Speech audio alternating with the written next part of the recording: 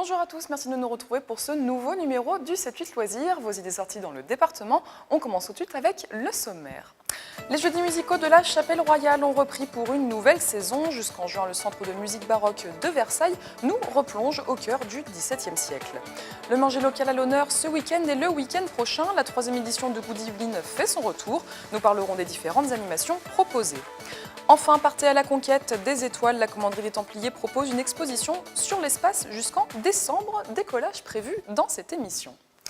Mais avant de s'envoler pour le cosmos, direction les salles obscures. Le festival du film documentaire Saint-Quentin a débuté ce jeudi. Pour cette 2e édition, 50 projections et animations sur le thème du sport sont programmées jusqu'à dimanche dans une dizaine de lieux. Hier soir, pour l'inauguration, les spectateurs pouvaient tester à l'UGC de Saint-Quentin en Yvelines le vélo smoothie, les casques à réalité virtuelle et assister à la diffusion d'un film sur le judoka Teddy Riner. On écoute les organisateurs de ce festival au micro de Michael Elmidoro. Le sport, c'est la population, c'est le populaire, c'est l'accès du sport pour tous. Et on veut montrer à travers les reportages que nous avons, qui sont vraiment éclectiques et qui balayent tous les aspects du sport. On a ce soir, par exemple, un reportage sur Teddy Riner, ici, mais on aura en clôture du festival à Elancourt un reportage qui s'appelle 13 en Ovalie, qui montre le rugby féminin. Vous voyez comme quoi c'est un sport difficile, mais qui peut être pratiqué par tous. L'idée, c'est de montrer que le sport, c'est le sport du quotidien, le sport moyen, le sport des élites, et qu'en fait, c'est d'abord et avant tout une leçon de vie qui peut s'adresser à tous. Globalement, on essaie de faire une sélection qui plaira au plus grand nombre et qui va répondre et qui va faire découvrir aussi des sports où on n'a pas l'habitude de voir en général. Les jeudis musicaux de la Chapelle Royale ont repris pour une nouvelle saison. Chaque jeudi jusqu'en juin, les pages et les chantres du Centre de musique baroque de Versailles interprètent des œuvres des XVIIe et XVIIIe siècles pour leur donner une nouvelle vie dans ces murs chargés d'histoire. Regardez ce reportage.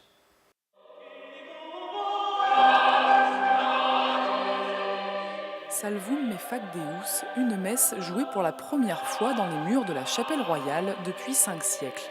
L'œuvre illustre le vœu de Louis XIII. En 1638, le roi consacre le royaume de France à la Vierge Marie. Louis XIII, fils d'Henri IV et père de Louis XIV, qui a voué la France à la Vierge Marie du jour où il a appris que Anne d'Autriche était enceinte d'un futur dauphin qui allait être Louis Dieudonné, Louis XIV. Donc il a dédié la France à la Vierge en reconnaissance. Le Centre de musique baroque de Versailles fait revivre ce chef-d'œuvre. Le concert s'inscrit dans la programmation des jeudis musicaux, un rendez-vous pour faire découvrir le travail des pages et des chantres de la maîtrise. J'aime beaucoup le fait de rechanter les mêmes chants qui, il y a très longtemps, ont été donnés ici dans cette si belle chapelle. Par rapport à la musique d'aujourd'hui, c'est une musique très religieuse, très solennelle. L'auditeur qui vient ici pour la première fois, nous l'invitons vraiment à voyager dans l'histoire. C'est une façon un peu de faire revivre tous ces murs hantés de tous les fantômes des chantres et des pages. Prochain voyage, la pastorale sur la naissance de Jésus-Christ de Marc-Antoine Charpentier le 24 novembre. Une plongée au cœur du royaume de France des XVIIe et XVIIIe siècles.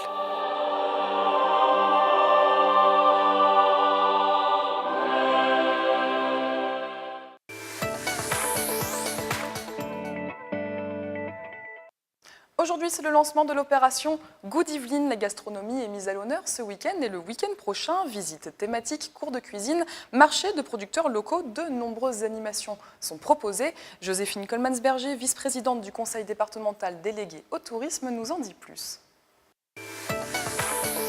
On en est à la 3e année. C'est une manifestation qui a été mise en place par le département dans le cadre de ces actions touristiques, puisqu'il était important que nous nous centralisions un peu sur la gastronomie et sur les acteurs locaux et les producteurs locaux.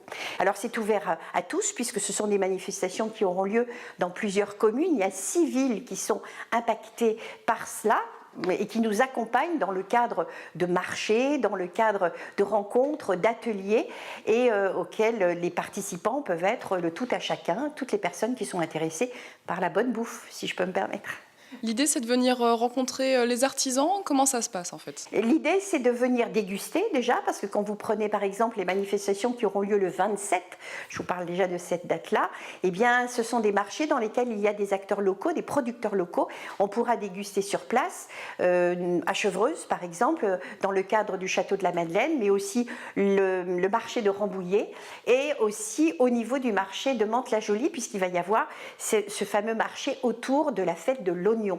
Donc il y aura des dégustations, des ateliers et des actions tournées, je dirais, sur la connaissance surtout de nos producteurs qui sont notre richesse départementale.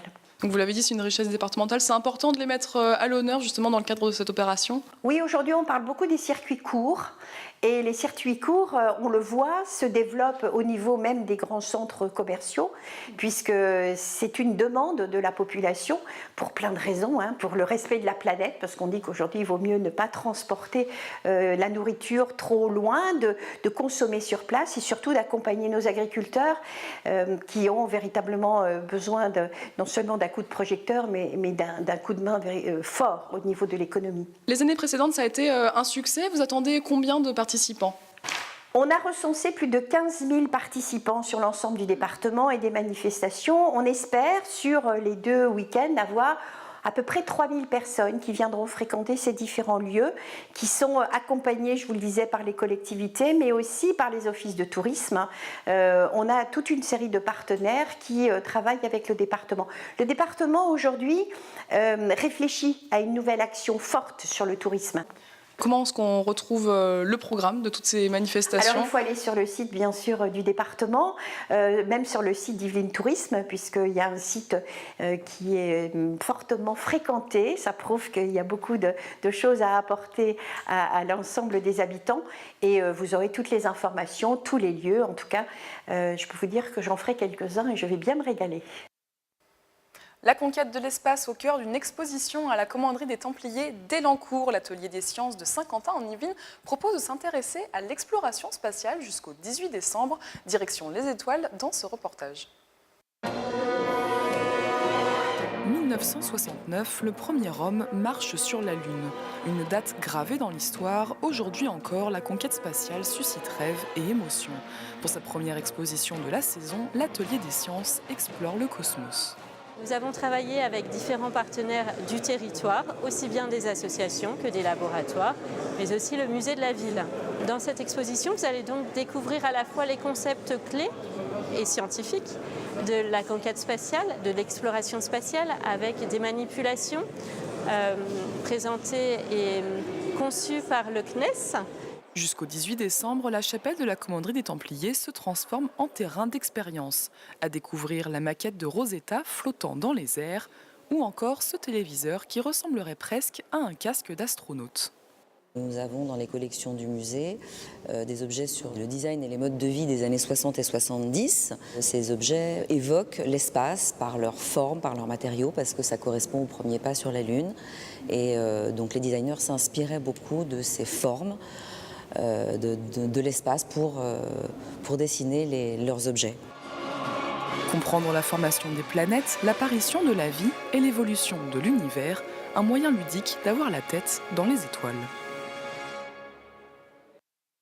Dimanche, le cabaret du Bout des Prés de Cernay-la-Ville propose un spectacle à la croisée des genres, du cabaret aux airs d'opérette, en passant par les chansons de Paris, tout cela agrémenté de costumes, chorégraphies et décors. Sur ces images, vous pouvez voir la répétition des musiciens qui accompagneront les artistes sur scène. On écoute le responsable de la salle, il était au micro de Nicolas Dandry. La particularité, c'est qu'effectivement, il mélange l'opérette, le classique et le music-hall, donc la variété. Et en fait, c'est une ouverture pour tous les publics, voilà, pour mélanger un petit peu tous les genres. Alors on peut y retrouver justement de l'opérette, donc on fait en fait des medleys qui rappellent l'opérette marseillaise, aussi d'autres medleys sur des chansons de Paris. Et puis aussi un hommage au music-hall avec des grandes voix du music-hall que sont Piaf, Brel, Joséphine Baker et Maurice Chevalier, par exemple.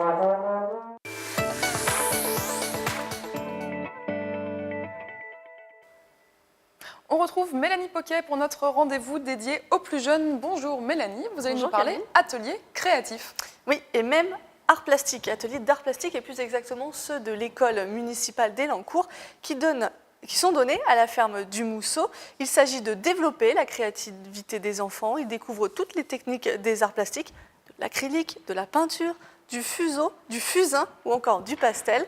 Ils travaillent sur plusieurs supports, du carton, du papier, de la toile ou encore du tissu. Alors le samedi matin, c'est une session pour les 7-9 ans. C'est un bon âge pour débuter ce type d'atelier créatif.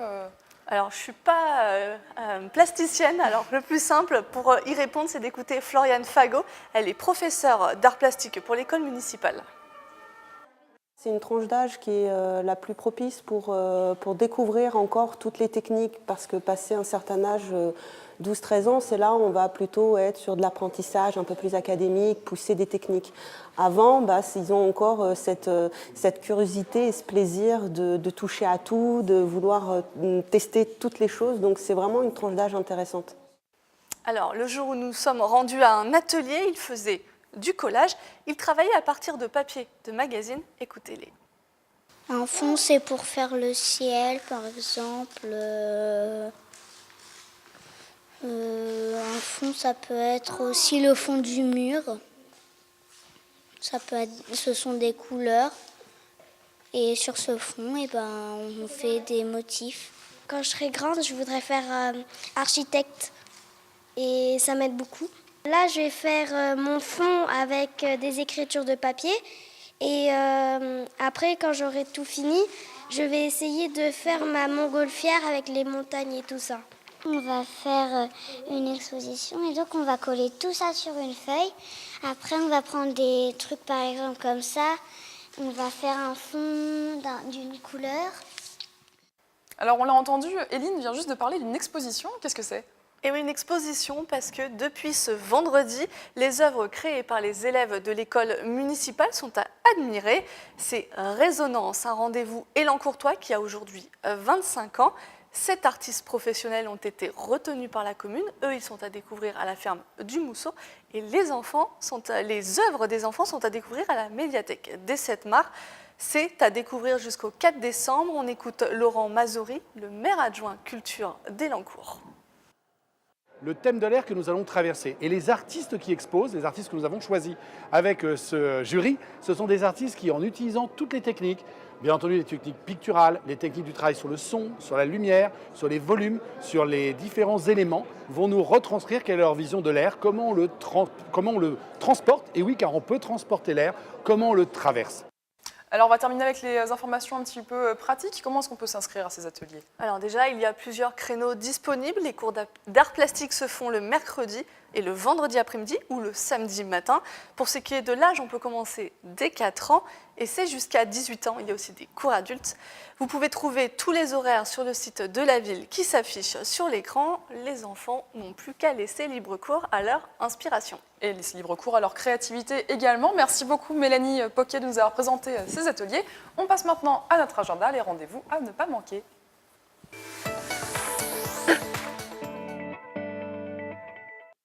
Deux rendez-vous à noter dans vos agendas. Tout d'abord, mardi, à l'Estaminet de Manille-les-Hameaux, est organisée la projection du film Le procès de Bobigny. La diffusion servira de support pour un débat animé par des professionnels sur la lutte contre les violences faites aux femmes. La gastronomie, c'est aussi à Maurepas tout le week-end pour le salon des vins, des saveurs et des couleurs. 50 exposants venus des différentes régions de France feront découvrir leurs produits. Les bénéfices seront reversés aux œuvres sociales du Lions Club de Maurepas, un moyen de se régaler tout en faisant une bonne action. C'est la fin de ce 7-8 loisirs. Merci de nous avoir suivis. Je vous retrouve vendredi prochain pour un nouveau numéro. D'ici là, très bon week-end à tous.